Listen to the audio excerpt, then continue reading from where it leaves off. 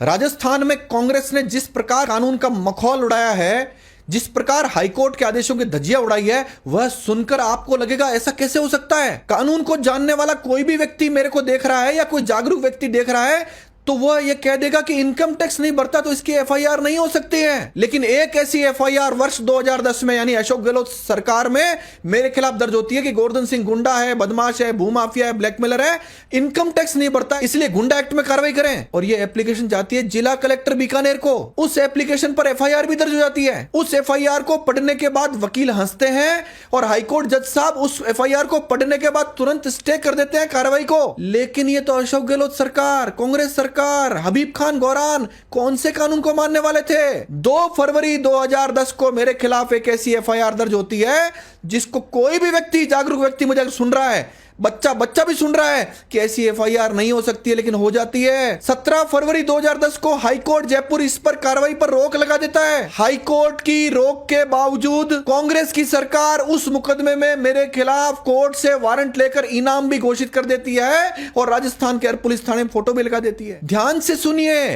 रोक लगाई हाईकोर्ट ने और लोअर कोर्ट से यानी अधीनस्थ न्यायालय से झूठ बोलकर कांग्रेस सरकार ने वारंट भी ले लिया और इनाम भी घोषित कर दिया। सितंबर 2010 में हाईकोर्ट लंबा चौड़ा आदेश करके उन सब मामलों का सुपरविजन करता है और सुपरविजन करने के बाद कांग्रेस सरकार हाईकोर्ट में रोकर कहती है कि हमने तो मजाक की थी, ये तो मामला बनता ही नहीं है, ये तो मामला झूठा है और हमने तो इसमें एफआर पेश कर दी है झूठ मानते हुए। और वह एफआर कोर्ट में 2010 में, 11 में, 12 में, 13 में, 14 में, 15, 16, 17, 18 पेंडिंग रहती है, डिसाइड नहीं की जाती है। 2018 में हाईकोर्ट के संज्ञान में आता है कि 2010 वाली एफआईआर जिसमें हाईकोर्ट सुपरविजन लगातार कर रहा था वह लगातार पेंडिंग क्यों है, उसको निपटाया क्यों नहीं गया, उसको निर्णित क्यों नहीं किया गया। तो हाईकोर्ट आदेश करता है कि लगता है कि गोवर्धन सिंह पर तलवार लटकाए रखने के लिए यह एफआईआर पेंडिंग रखी जा रही है और बार बार अनुसंधान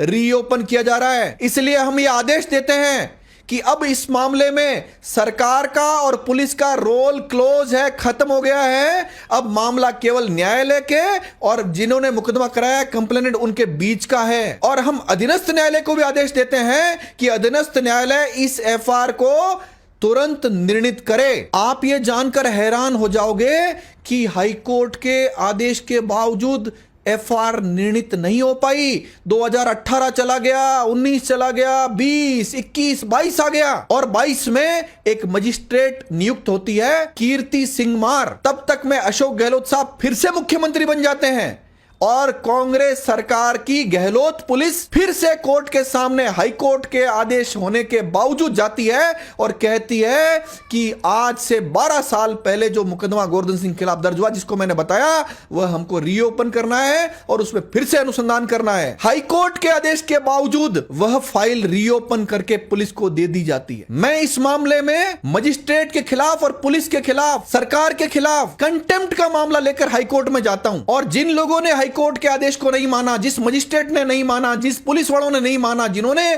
कंटेम्प्ट किया, उनके खिलाफ कार्रवाई करने में लग रहा हूं। जहां पर एक व्यक्ति किसी मजिस्ट्रेट को सजा कराने के लिए कंटेम्प्ट का मामला हाईकोर्ट में लगा रहा है, सामान्य बुद्धि की बात है कि उस मजिस्ट्रेट को मेरे संबंध में मामले नहीं सुनने चाहिए, लेकिन मेरे ही मामलों में निर्णय किया जा रहा है, छोटी छोटी तारीखें दी जा रही है अन्य मामलों में और अंतिम रूप से हाईकोर्ट के आदेश की बार बार अवहेलना की जा रही है। आप सोचिए, मैं तो एक वकील हूं और ठीक ठाक वकील माना जाता हूं, अगर कांग्रेस सरकार मेरे खिलाफ इस हद तक षड्यंत्र करके नीचे उतर सकती है तो सामान्य नागरिकों के साथ क्या कर रही होगी। न्याय तो मुझे मिलकर रहेगा, चाहे वो न्याय हाईकोर्ट से मिले, चाहे सुप्रीम कोर्ट से मिले, और जब न्याय मिलेगा तो ये सड़कों पर उतरकर बोलेंगे, चिल्लाएंगे, इनके खिलाफ जब कार्रवाई होगी तो कांग्रेस कहेगी साहब लोकतंत्र खत्म हो गया है। आपने कानून की ऐसी धज्जियां उड़ाई है जिसकी कोई कल्पना नहीं कर सकता। मैं आपसे निवेदन कर रहा हूं कि राहुल गांधी से, प्रियंका गांधी से पूछिए, जहां जहां पर कांग्रेस की सरकार है वहां इस प्रकार की गतिविधियां क्यों हो रही है, आपातकाल के दौरान आपने किन किन लोगों के साथ क्या क्या अन्याय किया, जहां जहां कांग्रेस की सरकार है वहां पर ऐसे आपातकाल बार बार क्यों लगाए जा रहे हैं। अशोक गहलोत के अन्याय का पहला पन्ना खोला है। और जब डायरी के दूसरे पन्ने सामने आएंगे और जनता को सच्चाई पता लगेगी और यह भी पता लगेगा कि इनका आईपीएस अफसर प्रेस कॉन्फ्रेंस करके कहता है कि गोवर्धन सिंह के खाते में 23 करोड़ मिले, वो 23 करोड़ रुपए कहां थे, एक बार जनता को स्टेटमेंट तो दिखाओ।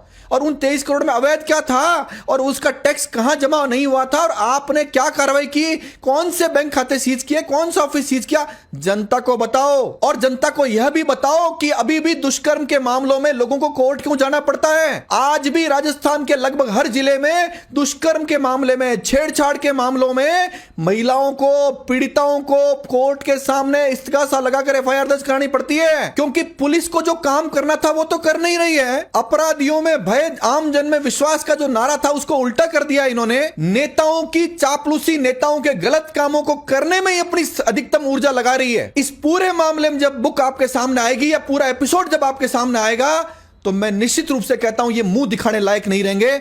धन्यवाद। जय हिंद, जय भारत।